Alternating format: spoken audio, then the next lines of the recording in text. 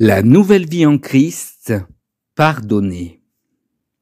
Comme il est écrit dans la parole, dans Matthieu chapitre 6, verset 14, « Si vous pardonnez aux hommes leurs fautes, votre Père céleste vous pardonnera aussi. » Dans Matthieu, toujours chapitre 18, du verset 21 à 35, il est écrit « Alors Pierre s'approcha de Jésus et lui dit, « Seigneur, combien de fois pardonnerai-je à mon frère lorsqu'il péchera contre moi? Est-ce que ce sera jusqu'à 7 fois ?» Jésus lui dit, « Je ne te dis pas jusqu'à 7 fois, mais jusqu'à 70 fois 7 fois. C'est pourquoi le royaume des cieux ressemble à un roi qui voulut régler ses comptes avec ses serviteurs. Quand il se mit à l'œuvre, on lui emmena un qui devait 10 000 sacs d'argent. Comme il n'avait pas de quoi payer, son maître ordonna de le vendre, lui, sa femme, ses enfants et tout ce qu'il avait, afin d'être remboursé de cette dette. Le serviteur se jeta par terre et se prosterna devant lui, en disant « Seigneur, prends patience envers moi, et je te paierai tout. » Rempli de compassion, le maître de ce serviteur le laissa partir et lui remit la dette. Une fois sorti, ce serviteur rencontra un de ses compagnons qui lui devait 100 pièces d'argent. Il l'attrapa à la gorge et se mit à l'étrangler en disant « Paie ce que tu me dois !» Donc son compagnon tomba à ses pieds en le suppliant « Prends patience envers moi et je te paierai. » Mais l'autre ne voulut pas et alla le faire jeter en prison jusqu'à ce qu'il ait payé ce qu'il devait. À la vue de ce qui était arrivé, ses compagnons furent profondément attristés. Et ils allèrent raconter à leur maître tout ce qui s'était passé. Alors le maître fit appeler ce serviteur et lui dit « Méchant serviteur, je t'avais remis en entier ta dette parce que tu m'en avais supplié. Ne devais-tu pas, toi aussi, avoir pitié de ton compagnon comme j'ai eu pitié de toi ?» Et son maître irrité le livra au bourreau jusqu'à ce qu'il ait payé tout ce qu'il devait. C'est ainsi que mon Père céleste vous traitera si chacun de vous ne pardonne pas à son frère de tout son cœur.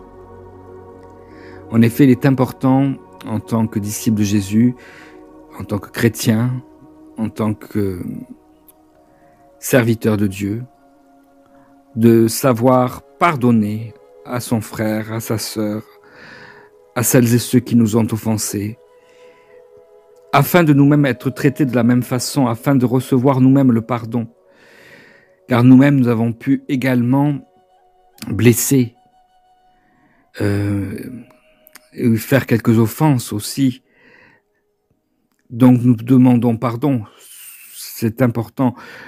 Moi-même, j'ai demandé pardon à celles et ceux que j'avais pu blesser, offenser, humilier, traiter d'une façon pas du tout conforme avec Christ.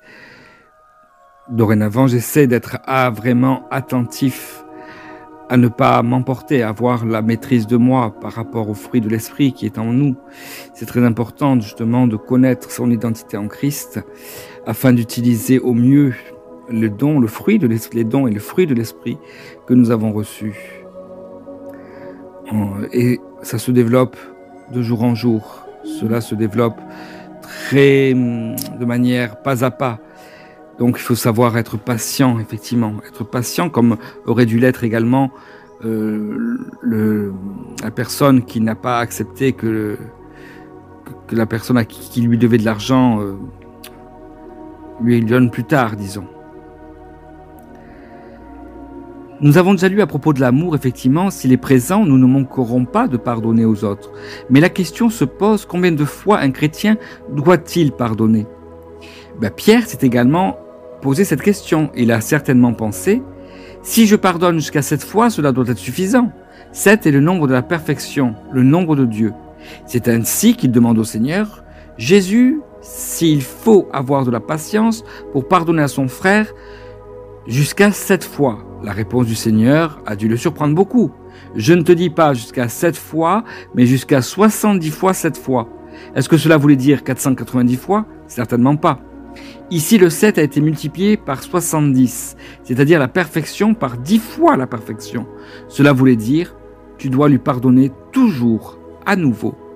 La parabole suivante que le Seigneur a racontée explique à Pierre et à nous aussi pourquoi nous faisons bien de pardonner tout le temps à nouveau.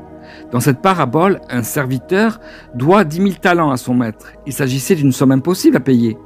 Le serviteur a fait la proposition absurde de tout payer au fil du temps. Mais son maître savait que cela était impossible. Donc il lui avait remis sa grande dette.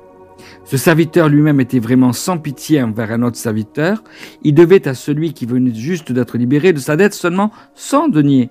Il s'agissait d'une petite fraction des 10 000 talents. Le créancier n'a pas accepté la demande du débiteur. « Prends patience avec moi et je te paierai », mais il l'a jeté en prison. Alors les autres serviteurs qui l'ont vu l'ont rapporté au maître. Celui-ci s'est fortement mis en colère contre le serviteur qui n'avait pas de compassion parce qu'il était si mesquin, tandis qu'une dette bien plus grande lui avait été remise. Le maître lui compta à nouveau la grande dette de 10 000 talents pour que tout soit payé. Est-ce que le serviteur a jamais pu rembourser? Non, cela a dépassé ses capacités. Si nous ne voulons pas pardonner aux hommes, nous agissons de la même façon que le serviteur qui avait beaucoup de dettes. À nous aussi, Dieu a pardonné la grande dette que nous n'aurons pas pu payer. C'est pour cela que Dieu nous demande d'être prêts à pardonner toujours à nouveau cette petite dette qui se met entre les hommes. Être prêt à pardonner fait partie d'un chrétien. Pensons-y, car on utilisera pour vous la même mesure que celle dont vous serez servis, comme c'est écrit dans Luc chapitre 6 verset 38. Cela ne s'applique pas seulement au fait de donner, mais nous pouvons sans problème le transférer au fait de pardonner.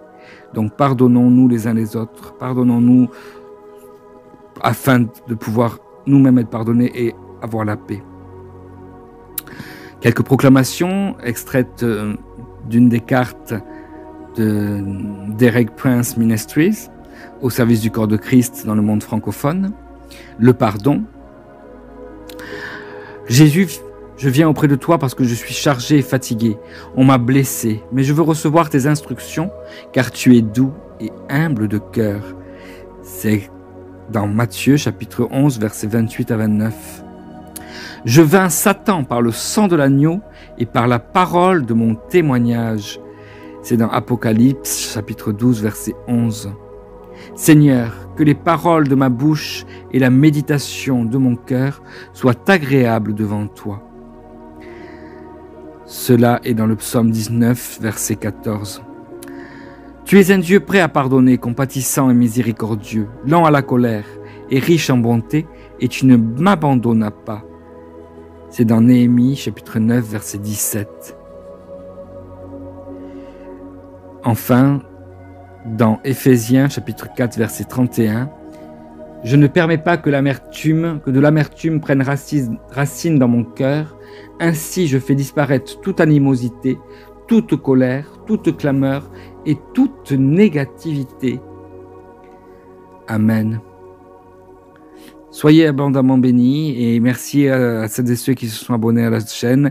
Merci de partager ces audios, ces vidéos. Prochainement, je ferai la suite du chemin vers Dieu.